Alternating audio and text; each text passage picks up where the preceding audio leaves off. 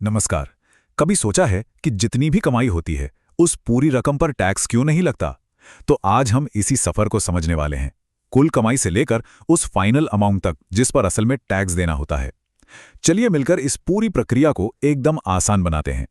ये सवाल तो लगभग हर कमाने वाले इंसान के मन में आता ही है ना?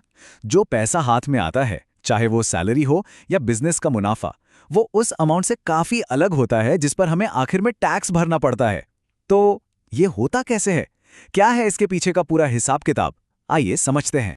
अच्छा, तो कोई भी कैलकुलेशन शुरू करने से पहले सबसे बेसिक सवाल पर आते हैं। सबसे पहली और सबसे जरूरी चीज, आखिर ये इनकम या आय है क्या? मतलब टैक्स का कानून किसे आय मानता है?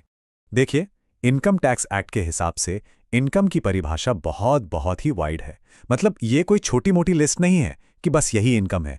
कानून कहता है कि इसमें बहुत कुछ शामिल हो सकता है। तो ये सिर्फ सैलरी तक ही सीमित नहीं है, इसका दायरा बहुत बड़ा है। तो फिर इसमें आता क्या क्या है, जरा सोचिए।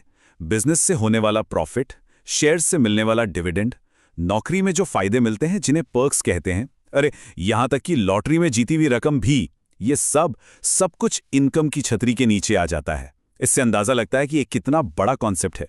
अच्छा, अब एक और जरूरी चीज समझनी है। दो तरह की प्राप्तियां होती हैं, कैपिटल और रेवेन्यू।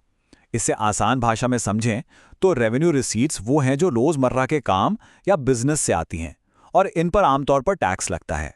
दूसरी तरफ कैपिटल रिसीट्स जो हैं वो किसी बड़ी संपत्ति जैसे घर या जमीन बेचने से मिलती हैं और उन पर टैक्स लगने का तरीका थोड़ा अलग होता है। तो अब जब ये साफ हो गया है कि इनकम क्या है, तो चलिए उस रोड मैप को देखते हैं जो हमें टोटल कमाई से टैक्सेबल इनकम तक पहुंचाएगा। ये एक स्टेप बाय स्टेप प्रोसेस है, बिल्कुल एक गाइड की तरह। तो ये रहे वो 7 कदम जो पूरी प्रक्रिया का समझिए दिल हैं। सबसे पहले तो ये तय होता है कि किसी व्यक्ति का रेजिडेंशियल स्टेटस क्या है, क्योंकि इसी से पता चलता है कि कौन सी इनकम पर इंडिया में टैक्स लगेगा। फिर सैलरी, बिजनेस, हर सोर्स से होने वाली इनकम को अलग अलग जोड़ा जाता है। इसके बाद अगर कोई नुकसान हुआ है तो उसे मुनाफे से एडजस्ट करते हैं। इन सबको मिलाने के बाद जो फिगर आता है उसे कहते हैं ग्रॉस टोटल इनकम, यानी जीटीआई। और फिर इस जीटीआई में से कुछ कटौतियां मतलब डिडक्शंस माइनस करने के बाद हमें मिलता है वो फाइनल आंकड़ा जिस पर टैक्स कैलकुलेट होता है। चलिए अब आते हैं उस हिस्से पर जिसका सबको इंतजार रहता है, डिडक्शंस यानी कटौतियां। ये वो कानूनी तरीके हैं जिनसे ग्रॉस टोटल इनकम को कम किया जा सकता है, और जब इनकम कम होगी तो जाहिर है टैक्स का बोझ भी हल्का होगा। लेकिन रुकिए, डिडक्शंस को समझने से पहले ग्रॉस टोटल इनकम यानी जीटीआई को ठीक से समझना जरूरी है। याद है, सारे अलग अलग सोर्सेस से इनकम को जोड़कर और नुकसान को एडजस्ट करने के बाद जो अमाउंट बना था, बस वही है जीटीआई। समझिए, ये वो स्टार्टिंग पॉइंट है, वो बेस है जिस पर से डिडक्शंस की छूट मिलती है। तो सवाल यह है कि इस जीटीआई को कानूनी तौर पर कम कैसे किया जाए। यहीं पर डिडक्शंस अपना रोल प्ले करते हैं। इन्हें मोटे तौर पर 3 कैटेगरी में बांटा जा सकता है। पहली, कुछ खास तरह के पेमेंट करने पर मिलने वाली छूट। दूसरी, कुछ खास तरह की इनकम पर मिलने वाली छूट। और तीसरी, कुछ दूसरे खास कारणों से।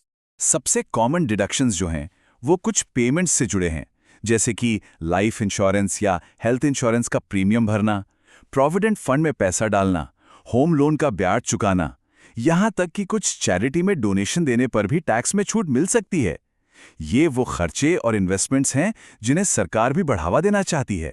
पेमेंट्स के अलावा भी डिडक्शंस हैं, जैसे कुछ खास तरह की इनकम पर छूट मिलती है। मान लीजिए कोई लेखक है तो उसे अपनी रॉयल्टी इनकम पर छूट मिल सकती है। और इससे भी ज्यादा जरूरी, कानून में दिव्यांगजनों के लिए भी खास टैक्स कटौतियों का प्रावधान है ताकि उन्हें एक वित्तीय सहारा मिल सके। अब आखिर में एक बहुत जरूरी पहलू पर नजर डालते हैं, वो है टाइमिंग। टैक्स की दुनिया में क्या कमाया ये तो जरूरी है ही, पर कब कमाया ये भी उतना ही जरूरी है। 2 शब्द हैं जो अक्सर लोगों को कंफ्यूज करते हैं, प्रीवियस ईयर और असेसमेंट ईयर। पर ये असल में बहुत सिंपल है। प्रीवियस ईयर मतलब वो फाइनेंशियल ईयर जिसमें पैसा कमाया गया, और असेसमेंट ईयर मतलब ठीक उसका अगला साल जिसमें उस कमाई का हिसाब किताब करके उस पर टैक्स चुकाया जाता है। बस इतना ही है। आमतौर पर तो प्रीवियस ईयर पूरे 12 महीने का होता है, 1 अप्रैल से 31 मार्च तक। लेकिन सोचिए, अगर किसी ने अपना नया बिजनेस साल के बीच में शुरू किया हो तो तब क्या होगा? ऐसी ही सिचुएशन के लिए पहला प्रीवियस ईयर 12 महीने से कम का भी हो सकता है। वो उस तारीख से शुरू होगा जिस दिन काम शुरू हुआ और ख़त्म 31 मार्च को ही होगा। तो इस पूरी बातचीत का निचोड़ क्या निकला? सारा हिसाब किताब इस एक सिंपल से फॉर्मूले पर आकर टिकता है। ग्रॉस टोटल इनकम में से सारे लागू डिडक्शंस को माइनस कर दीजिए और जो बचेगा वही है टोटल टैक्सेबल इनकम। बस इसी फाइनल अमाउंट पर टैक्स स्लैब के हिसाब से टैक्स कैलकुलेट होता है। तो अब जब ये पूरा फ्रेमवर्क साफ हो चुका है, एक सवाल मन में आता है कि किसी को भी अपनी टैक्स सिचुएशन को बेहतर तरीके से समझने के लिए पहला कदम क्या उठाना चाहिए। शायद अपनी सारी इनकम और जितने भी संभावित डिडक्शंस हैं उन्हें एक जगह पर लिस्ट करना एक बहुत अच्छी शुरुआत हो सकती है ना?